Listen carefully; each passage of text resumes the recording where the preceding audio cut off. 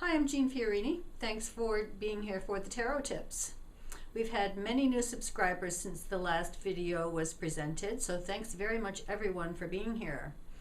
I want to remind people that I'm always open to not only your questions about the tarot, but queries that we could look at in the Tarot Tips. If you have a question that you'd like to see addressed here in the kind of in public in the Tarot Tip series, I hope you'll let me know.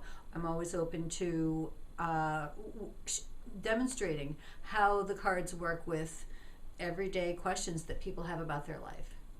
The second thing I want to remind you of is that when you are ready, if you get to a point where you are wanting to learn more about the tarot, please take a look at the tarot videos that are on the TarotWorks website. For $21, you really can't beat it. There's great information there. Any aspect of the tarot you could look at individually, or you can do the bargain bundle for $150, get all 8 videos. Once you subscribe to a video, it's available to you into perpetuity, so you don't have to worry about it expiring or going away after a week or two. So there's the pitch on the tarot videos. Thanks for being here. The thing that we're going to talk about today is something that is pretty common. I'm sure you've had the experience if you've delved into working with your cards in a practical way to any degree at all. And that is the "we told you once and now we're going to tell you again" phenomenon. This comes up in a couple of ways. Sometimes we'll ask the tarot a particular question, draw some cards, and maybe we don't like the answer. So we draw a couple more. And we get the same thing. It's like, okay, we told you once, now we're telling you again by different cards, but the message is going to be the same. The second way that this sometimes comes up is when we're pulling clarifiers. Let's say we've asked a question, we pull a couple of cards, and we're sort of scratching our head going, I'm not really quite sure about that. Let me draw a couple more. You draw a couple more, and you get the same story again. That's what happened in this example that I'm going to share. But here's the point, that tarot is a slice of the present reality. And it will talk to you about the dynamics that are operative at any given moment. That's not likely to change within 30 seconds. It is likely to change within 24 hours, but not if you ask it and then you ask it again. You're going to get, if not the same cards, you're going to get a similar message, most likely. So that's what happened in this example. The things that came up in this particular reading are so to the point that I thought it would make an interesting example in the tarot tips. So let's go over to the table and see what we have. All right, so the question that the client asked was a fairly basic question. She was moving through a difficult period in her life, a lot of personal changes, a lot of professional changes. Some of you can maybe relate to that going on in your life.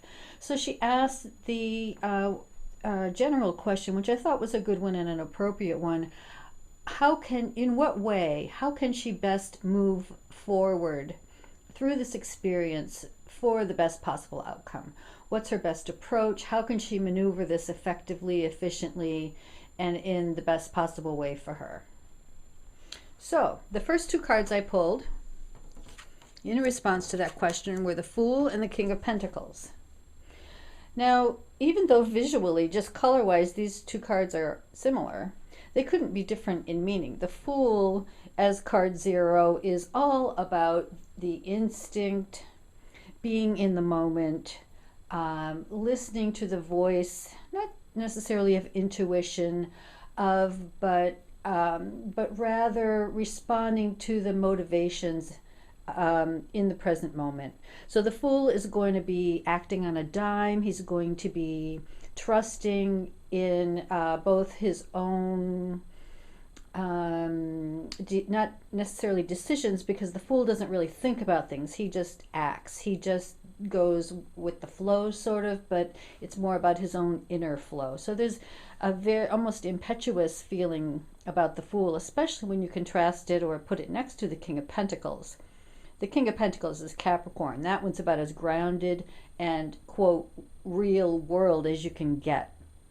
So the King of Pentacles is about following the rules and being successful and taking care of business and kind of being the master of the physical plane. So we get two cards that talk about the very physical, concrete realities that must be tended to. That's the King. And then the more instinctual, spontaneous, life-giving energy of the Fool. So the message there might be integrate, that you can't do one and not the other. You have to bring both of these very opposite elements to the table in order to move through this time in the person's life successfully. But because they were so polar opposites, such different energies, I pulled a couple more. And then I get the Queen of Swords and the Queen of Wands. Now you might say, well, there's two queens and that they are similar in that regard. But out of all the cards that are left on the table, we get two queens which are opposite on the astrological wheel. We get the Queen of Swords, she's Aquarius. We get the Queen of Wands. Queen of Wands is Leo. So Queen of Swords is very high-minded, highly principled, independent. She might be objective and cool in her observations and in her way of thinking. She's all about thinking. The Queen of Wands is about doing and coming from your solar plexus and being creative and like the Fool, being spontaneous. So yes, they are both queens, but you get two queens which are opposite in nature. Queen of Swords is airy, highly principled, measured to some degree. The Queen of Wands is spontaneous, creative, in the moment, dynamic, forceful personality. So another pair of opposites. Just to seal the deal, I pulled two more. King of Wands and the Moon card. Get those up in frame there. King of Wands and the Moon. So here we have the King of Wands. He's Aries, life-giving force of the springtime, cardinal fire, sitting next to the Moon card. We couldn't get a more watery, inner-oriented card of mystery. We have the King of Wands, which is extroverted, again, dynamic,